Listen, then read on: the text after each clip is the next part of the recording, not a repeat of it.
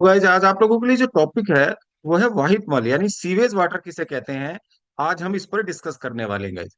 तो सीवेज क्या होता है गाइस? जो घरों से निकलने वाला जो गंदा जल है, ठीक है, जो आप लोग देख रहे हैं नदी और नालों में, आप लोग देख रहे हैं इसमें डिटर्जेंट भी होते हैं, मानव मानव का मलमूत्र भी होता है, ठीक है, जैविक अपशिष्ट भी होते हैं, रोगाणु आदि जो पदार्थ होते हैं, तो ये सब नदी और नालों में गिरते हैं, ठीक है। घरों से नालों में, नाले फिर नदी में गिराए जाते हैं।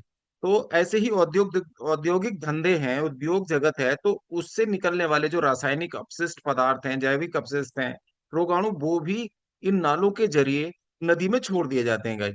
इससे जो होता है, क्या होता है, नदियों का जल जो है वो दूषित हो जाता है। ओके, तो ये जो कूड़ा करकट, गंदगी, मानव मल मूत्र, साबुन, डिटर्जेंट, जैविक अपशिष्ट, रोगाणु आदि ज्यादा जैसा मिला हुआ जो गंदा पानी है, तो इसी को हम क्या कहते हैं, वाहित मल के नाम से जानते हैं, ठीक है। इसी को हम सीवेज वाटर कहते हैं गाइस। ओके, तो सीवेज वाटर का ट्रीटमेंट किया जाता है, वाहित मल का फिर इसका उपचार किया जाता है। अब हमारे भारत में भी ये किया जाने लगा है, लेकिन जिस स्तर पर गंदगी मचाई जा रही है देश के अंदर, ठीक है, आबादी अधिक होने की वजह से, सीधी सीधी बात है कि जितनी भी प्रकार की समस्याएं देश के अंदर आ रही हैं, तो वो उन सबके पीछे कहीं ना कहीं प्रत्यक्ष और अप्रत्यक्ष रूप से मानव ही और इसकी बढ़ती हुई जनसंख्या ही जिम्मेदार है, ठीक है। तो उस स्तर से, जिस गति से नदियों की सफाई की जानी चाहिए, ये सीवेज ट्रीटमेंट किया जाना चाहिए, वाहित मल उपचार उस तरीके से नहीं हो रहा है। इसमें क्या होता है कि जो वाहित मल उपचार किसे कहते हैं, सीवेज टैंक में ये किया जाता है, ये जो ट्रीटमेंट है, सीवेज ट्रीटमेंट प्लांट एसटीपी में ये प्रक्रिया किया जाता है। इसमें से जो ठोस कचरा है, हानिकारक रसायन है, रोगजनक जीवाणु आदि, इनको अलग करने की जो प्रक्रिया है वो वाहित मल उपचार कहलाती है, ठीक है। जो सीवेज वाटर है उसका उपचार कैसे किया जाता है? तो ठोस कचरा, हानिकारक रसायन, रोगजनक जीवाणु, इनको हटाने की जो प्रक्रिया है, इसको हम वाहित मल उपचार के नाम से जानते हैं। इसके कई चरण हैं, उसमें बात करेंगे। जैसे देख लीजिए, ये फैक्ट्री दिखाई है, इसमें फैक्ट्री से जो निकलने वाला जो जल है, ठीक है, यहाँ पर एक सेडिमेंट्री टैंक में डालकर भौतिक विधि से इसके जो बड़े बड़े जो ठोस कण हैं, जैसे प्लास्टिक है, कपड़ा, लकड़ी आदि, यहाँ पर हटाए जाते हैं। उसके बाद, ठीक है, सेडिमेंटेशन टैंक में इसको भेजा जाता है, दूसरे टैंक में भेजकर इसकी जो गाद है, गंदगी है, कीचड़ है, वो नीचे बैठ जाती है।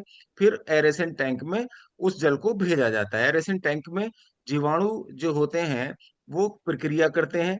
जीवाणु क्या करते हैं, जो रासायनिक जो जैव अपघटित पदार्थ हैं उनका अपघटन करते हैं, और उसके बाद उसमें ओजोन या क्लोरीन मिलाकर उस स्वच्छ और शुद्ध पानी को नदियों में छोड़ दिया जाता है। जैसे ये इस वाले टैंक में ये चित्र में दिखाया गया है, हम आगे भी डिस्कस करेंगे। तो इसके कौन कौन से चरण है, प्राथमिक उपचार क्या है, प्राय भौतिक विधि है। इसमें बड़े और ठोस कण हटाए जाते हैं। स्क्रीनिंग किस किस चीज की जाती है, प्लास्टिक, कपड़ा, लकड़ी आदि हटा दिए जाते हैं स्क्रीनिंग करके। फिर ग्रिट चैम्बर में रेत, कंकड़ आदि नीचे बैठ जाते हैं। अगले चैम्बर में फिर सेडिमेंटेशन टैंक में क्या होता है, ठोस कण कीचड़ यानी स्लज बनकर नीचे बैठ जाते हैं, कीचड़ के रूप में वो बैठ जाती है ये गंदगी। फिर उसको द्वितीयक उपचार के लिए आगे भेजा जाता है। यहाँ जैसे देख लीजिए, ये सीवेज है, यहाँ से जो गंदा पानी है वो प्राइमरी चैम्बर में आएगा, ठीक है। प्राइमरी चैम्बर से यहाँ से जो कूड़ा करकट है, जो लकड़ी आदि, जो लकड़ी है, प्लास्टिक है, कपड़ा है, ये सारे कण यहाँ से छांट लिए जाएंगे। फिर उसके बाद अगले टैंक में यहाँ भेज दिया जाता है, ठीक है। दूषित जल को कहाँ भेज दिया जाता है, सेडिमेंटेशन टैंक में। यहाँ कीचड़ के रूप में, यहाँ गाद के रूप में, ठीक है, जो कीचड़ होती है वो नीचे बैठ जाती है। इसको सिलज ट्रीटमेंट के लिए भेज दिया जाता है, ठीक है, डाइजेस्टर टैंक में, इसके उपचार के लिए भेज दिया जाता है।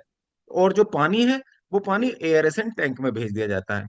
एरेशन टैंक में, एरेशन टैंक में क्या होता है, जीवाणु जो है अपघटनीय पदार्थों का अपघटन करते हैं यहाँ पर, और उसके बाद नेक्स्ट चैम्बर में इस जल को भेज दिया जाता है।